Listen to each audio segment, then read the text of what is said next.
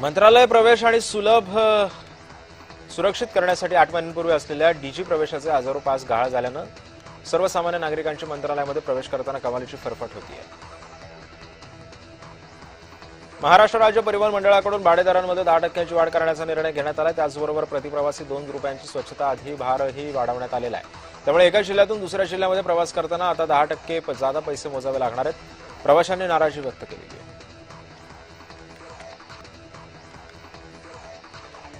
अकोल्यामध्ये तापमानाचा पारा सध्या 44.2 अंशांवरती गेलेला आहे. विद्युत उपकेंद्रातील ट्रान्सफॉर्मर थंड ठेवण्यासाठी कूलर्सचा आधार घ्यावा लागतो. सर्वच विद्युत उपकेंद्रामध्ये ट्रान्सफॉर्मर कूलर्स बसवण्यात आलेले आहेत.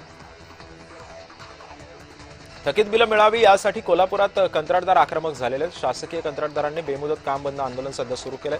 बिलं मिळत नाहीयेत तोपर्यंत आंदोलन सुरूच ठेवणार असल्याचा इशारा सुद्धा कंत्राटदारांनी दिलेला आहे. इंटरसेप्टर वाहन वाहतूक नियमांचं उल्लंघन करणाऱ्या वाहनांना कारवाई करतायत. या वाहनानं आतापर्यंत 1,13,00,000 रुपयांचा दंड वसूल केलेला आहे. अपघातावरती नियंत्रण ठेवण्यासाठी हे वाहन गोंदिया पोलिसांच्या सेवेमध्ये 5 डिसेंबर 2025 पासून रुजू झालंय. मिळालेला आहे.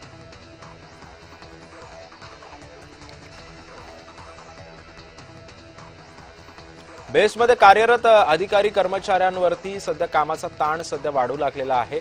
कंत्राटदारांचा नियोजनाशुद्ध कारभार तसंच वाहनांच्या देखभालीची त्रुटी या समस्या बेस्ट आपल्यासाठी समितीची अध्यक्षा कृष्णा विश्वासराव यांनी मांडलेल्या आहेत.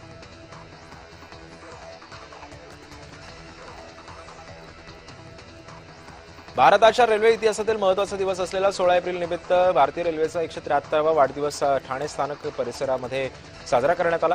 उत्साहामध्ये हा वाढदिवस साजरा करण्यात आला. भारतातील पहिली रेल्वे सेवा 16 एप्रिल 1853 रोजी बोरीबंदर ते ठाणे या मार्गावरती धावली होती.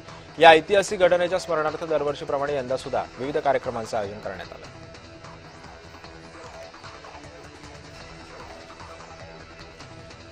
बीडमध्ये 17 एप्रिल रोजी एसीबीसी मिल मुस्लिम आरक्षणासाठी महामोर्चा निघणार आहे.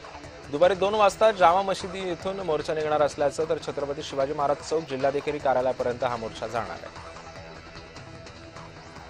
एल निनोमुळे पाऊस कमी पडण्याचा अंदाज सध्या वर्तवण्यात जातोय. त्यामुळे जलसंपदा मंत्री राधाकृष्ण विखे पाटील यांनी राज्यातील धरण प्रशासनाला पाणी जपून वापरण्याचे निर्देश दिले आहेत.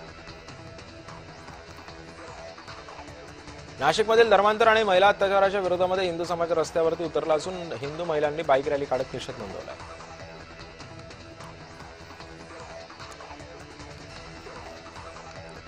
बारामती तालुक्यातील निरावागज गावचे नागरिक मतदानावरती सध्या बहिष्कार टाकणार आहेत. रस्ता आणि रस्त्यावरील खड्डे बुजवले जात नसल्यानं 500 मतदार मतदानावरती बहिष्कार घालणार आहेत. बारामतीच्या निवडणूक निर्णय अधिकारी यांच्याकडे गावकऱ्यांनी तशी लेखी मागणी केली. बीडमध्ये स्पर्धा परीक्षा तयारी करणारे विद्यार्थी आक्रमक झालेत. लघुलेखक पद भरती करा या मागणीचं जिल्हाधिकाऱ्यांना निवेदन देण्यात आलंय. शेतमालाच्या गोणीची वजन मर्यादा 50 किलोपर्यंत ठेवावी लागणार आहे. कामगारांना 50 किलोपेक्षा जास्त वजनाचा भार वाहू देऊ नका. राज्यातील सर्व बाजार समित्यांनी व्यापाऱ्यांना हे असे आदेश दिले. नाशिक धर्मांतरण प्रकरणातील आरोपी अय्याज काझीच्या काकाची प्रतिक्रिया सध्या समोर आलेली आहे. त्याला फसवलं जात असल्याचं त्यांनी सांगितलं. यामागे बजरंग दल आणि RSS हिंदुत्ववादी संघटना आहेत असाही आरोप त्यांनी केला. पुणे शहराची जीवनवाहिनी असलेल्या मुळामुठा नद्यांची सध्याची स्थिती सध्या पाहिली तर ही नदी आहे की सांडपाण्याचा नाला असा प्रश्न पुणेकरांना पडलाय. नदी सुधाराच्या नावाखाली पालिका दरवर्षी करोडो रुपये खर्च करत असल्याचा दावा करतं पण नद्यांचे प्रात्यक्षिक स्वरूपामध्ये तसा विकास होत नाही असं सुद्धा सांगण्यात येतं. धारावी कोळीवाड्याच्या सीमांकनाला 8 वर्षांनंतर सुद्धा मुहूर्त मिळालेला आहे. सीमांकनासाठी कोकण विभागीय आयुक्तांच्या अध्यक्षतेखाली समिती गठीत करण्यात आलेली आहे. जागतिक पर्यटनामध्ये महाराष्ट्र अग्रेसर हवा असं प्रतिपादन पर्यटन मंत्री शंभूराज देसाईंनी केलेलं आहे. महाराष्ट्रातील पर्यटन क्षेत्राला जागतिक स्तरावरती अग्रस्थानी नेण्यासाठी सर्वंकष आणि प्रभावी ब्रँडिंग राबवण्याचा शासनाचा निर्णय. शिक्षण विभागाच्या उदासीन धोरणांमुळे रखडलेले वेतन, थकीत देयके, BLO कामाची सक्ती आणि अतिरिक्त शिक्षकांच्या समायोजना या प्रश्नांवरती वारंवार दाद मागून सुद्धा प्रशासनाकडून केवळ आश्वासने दिली जात आहेत. त्यामुळे आक्रमक शिक्षकांनी मागण्यांसाठी आंदोलन करण्याचा इशारा दिलेला आहे.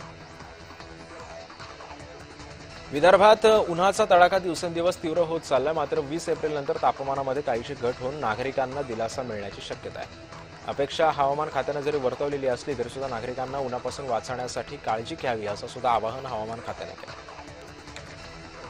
कंत्राटी कामगारांचे प्रश्न सोडवण्यासाठी महाराष्ट्रामध्ये हरियाणा पॅटर्न राबवण्यात येणार आहे. कामगार मंत्री आकाश फुंडकर यांनी ही घोषणा केली आहे. नाशिकच्या TCS मध्ये लैंगिक अत्याचार आणि धर्मांतर प्रकरणी शफी शेख आणि रजा मेननला 3 दिवसांची पोलीस कोठडी सुनावण्यात आली आहे. 18 एप्रिलपर्यंत दोन्ही आरोपींचा मुक्काम कोठडीतच असेल.